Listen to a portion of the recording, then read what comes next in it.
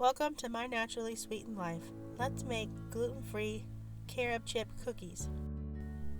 First, we're going to weigh out our flours, almond flour and gluten-free flour. I use Bob's Red Mill gluten-free 1-to-1 baking flour. Next, we're going to add sea salt and then baking soda. I'm going to run the baking soda between my hands a little bit to get all the lumps out. Stir until combined.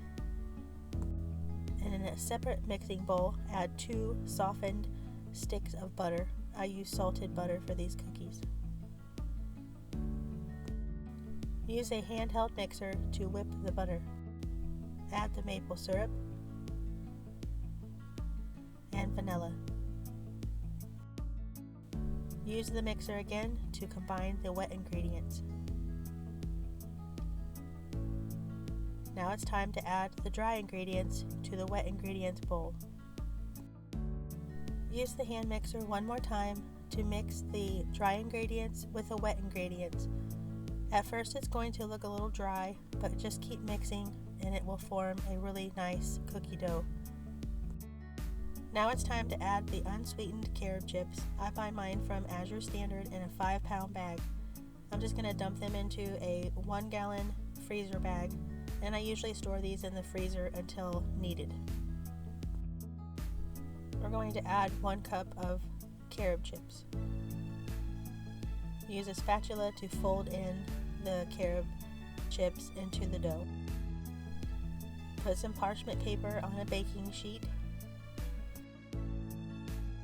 Scoop the dough onto the baking sheet. I use a tablespoon and a knife.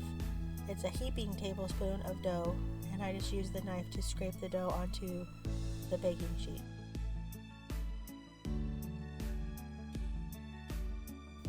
Now we're going to roll each piece of dough into a ball,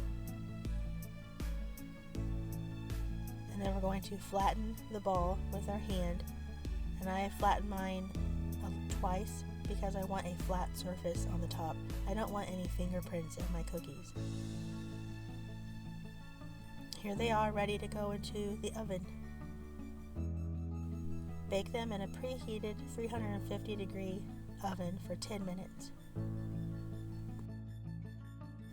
While the first batch is baking, prepare the next baking sheet full of dough. Do the exact same thing by placing the dough on the tray, roll them into balls, and flatten them so that they'll be ready once the first batch is complete. Once they're done baking, pull them out of the oven, let them sit for a few minutes to cool off, and then you can transfer them to a cooling rack to cool completely. Here they are, fresh out of the oven.